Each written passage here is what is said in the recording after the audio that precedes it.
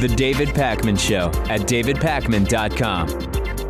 I want to talk about Ted Cruz. I don't want to talk about Ted Cruz, but I feel like I should talk about Ted Cruz. You must. I must. I must do what I must do. Ted Cruz now very, very plainly and clearly says deport all undocumented immigrants. Right. Estimates, maybe about 12 million. Deport them all and do not let them back into the country. I guess, is this, and by not letting them back into the country, that means they are never able to return even under normal legal conditions, right? Yeah. Okay. Now, Rubio and Cruz have been going back and forth at each other, accusing one another of flip-flopping on immigration. And I think if you want to appeal to Republican voters, I think this is what you have to say. And I'm sure they probably, both of them have probably flip-flopped and said what they needed to say for political gain, as most politicians do. I'm not sure how this is going to affect his numbers, but I think it's fascinating that it has to come to this. It's also fascinating that it even is considered a way to score political points to say this, because you'd think by now Republicans would be smart enough to know that, number one, it's completely unrealistic and it will never happen. And number two, that even if there was some way to do it, practically speaking, the cost would be so outrageous, as we exposed in our video about undocumented immigration, that when you consider the fact that areas with more immigrants tend to have lower rates of crime, that immigrants are paying into a lot of our social welfare programs and they will never get benefits out because they're here in an undocumented way. Why would it even make sense? It's the opposite of fiscal conservatism to round up and deport undocumented immigrants. Number one, because of the expense of doing it. And number two, because it would actually be an economic depression to do that. But they took our jobs. Right, of course, yeah. They took our jobs and they're raping our women. There is that. And all those other things. So, and they kill people. They're very violent people. So anyway, that's what's going on with Ted Cruz. Yeah, it won't happen, but it sounds good. They love it. Donald Trump can't do any of the things he's saying he's going to do, but people love hearing it. Yeah. Gets going to force Mexico to build a wall that they're never going to build. Yeah.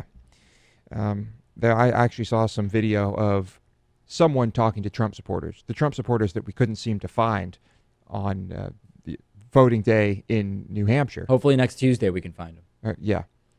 And so he went up to one kid and said, Donald Trump wants to build the wall. Who is going to pay for the wall? And this guy says, China should definitely pay for the wall. Yeah. And you saw that? Yeah, I did. And then he says, China or Mexico. And the guy's like, yeah, whoever. I mean, it doesn't matter. Someone should pay for the wall. It doesn't really matter. I think China, it would be nice if China paid for the wall. Sure. I mean, it has nothing to do with them whatsoever, but. Yeah. It would just be a nice gesture because, yeah, right. I mean, we give them so many jobs. Right. The least they can do is build a wall. Trump has sent China and Mexico so many jobs that they should both come together and build us the wall. It would just be a fraction of the revenue we've allowed them to accumulate. Yeah. Anyway. I agree. Okay, the internet has gone crazy over something that I think is so stupid. And I guess there are these recordings when one of these early space vessels that we were in was around the backside of the moon. Right. The astronauts, this is in their recordings of this, said that they heard something that sounded like music. Now, it wouldn't be coming from Earth because you're shielded from the planet, because you're on the other side of the moon, shielded from Earth. So it must have come from elsewhere. It's this spooky, and in the recording, one of the astronauts says, it sounds like outer space music or something like this. Now, maybe they're hearing something that we couldn't in the recording, but I listened to the recording. It's out there. Anyone can listen to it. And it just sounds like noise. It just sounds like radio interference of some sort. It does not sound like music at all. It does not sound like anything. I'm guessing most people didn't bother listening to the recording, but started immediately just going out there and saying, aliens. Right. It's aliens, and that's what's going on. Anyway, it seems that the consensus now is that this was, of course, just some type of interference. But it doesn't sound like music at all. But I find it interesting that people go so crazy for stories like this. Well, I wonder what if you imagine a Venn diagram that you have in one circle, people who believe there was music from aliens heard and recorded. And in another circle, the group of people who say we never landed on the moon, that was an entire staged, filmed thing, an event for TV. What is the sort of overlap of those two circles who think both we never went to the moon and we have recordings of outer space music from somewhere else? Even though we never went to the moon, they do believe that the craft that went to the far side of the moon those are legit, right? I mean, I'm wondering what the overlap is between those two groups, and if they notice that there's a slight contradiction between being in both groups. I wish I could say. I cannot. It is. We just like hearing about things like this. People like to use their imagination. Yeah. And it's interesting. And I can't argue with that. And I used to love watching those shows. We've talked about them before. The ones where they pose some incredible scenario. Right. And they ask all of these amazing questions, fascinating stuff that really gets your brain going. It's like, did aliens bury bodies underneath our own swimming pools? We will take 2 hours for the most extensive investigation into this ever.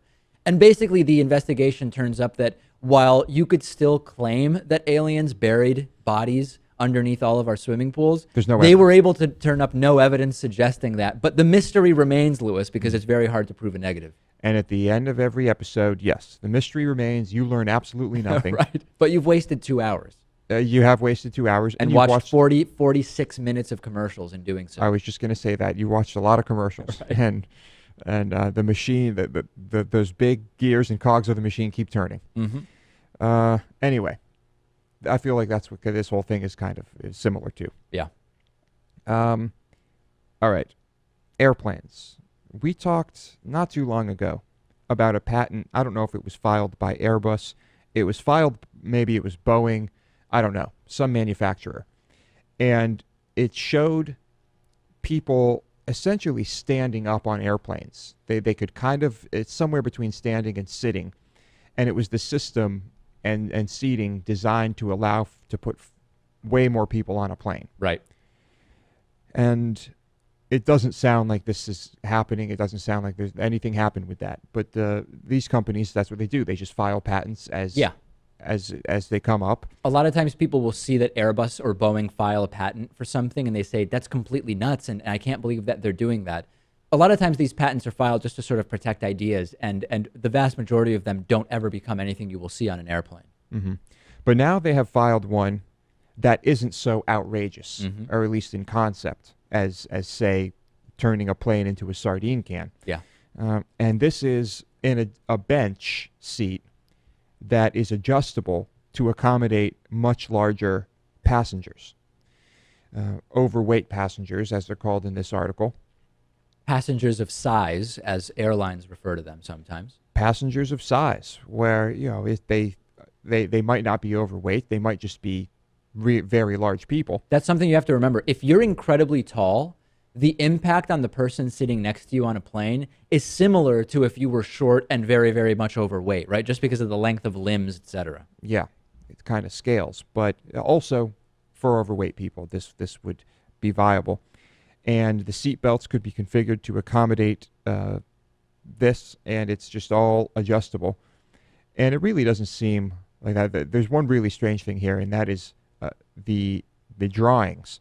There's one drawing that seems to show 2 adults and what is supposed to be 2 kids. Right. I don't know, but the kids are drawn as just tiny adults. Yeah, the drawings have a weird perspective. And the drawings are very strange. But, I mean, I think that this is maybe something that should be implemented. Yeah, I mean, the issue is, part of the way airplane seats are designed is that, the cushion on the individual seat can be used as a flotation device. That's one thing. And then you have like a very specific, you have a number of food and beverage trays that are directly proportional. It's the same number as the number of seats that there are. So there would be some things to figure out, right? If the idea is you have, let's call it how many inches wide would it be? 60? I guess it'd be like a 5 foot wide. If each seat is on, How wide is an airplane seat? Is it 20 inches? I don't remember. Not very wide. Not very wide. Anyway, I guess the idea is if you have X total width and you could divide that up for 2 very large passengers or 3 normal sized adults or 2 normal sized adults and 2 kids, you give yourself flexibility, and it probably provides some flexibility in pricing as well. If you have 2 kids, but they can basically fill 1 row with the 2 parents, one set of seats, whatever. So I get it. It makes a lot of sense in that way.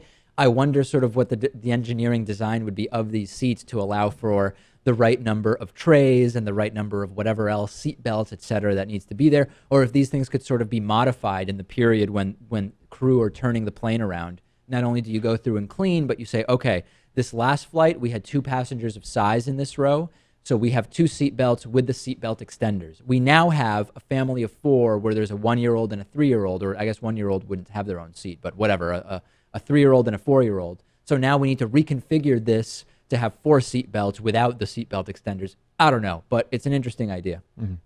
And I think in other news, to get away from the horror of flying, right? The Hyperloop has been making progress, and the test track in Texas, I believe, I believe that is underway. And I don't know really when the first tests are going to start. I haven't been following it that closely, but do you really think that in our lifetimes we will be able to travel from, let's say, Boston or New York to LA on a Hyperloop? I don't know. It's such a big infrastructure project, but you have to remember that as we get better at engineering, we can do stuff faster and faster. So I don't know. I mean, I guess it's I don't think it's outright impossible that we would see it. Well, I'm skeptical. But I suppose if anyone is going to push this type of thing through, it's billionaires like Elon Musk. Right. Maybe he will not be as stifled by, well, here's the thing. Then when you start going state by state and trying to build a track that goes through all of them. Right. Look what's happening with Tesla just trying to sell cars in each state, something that should be totally uncontroversial. Exactly.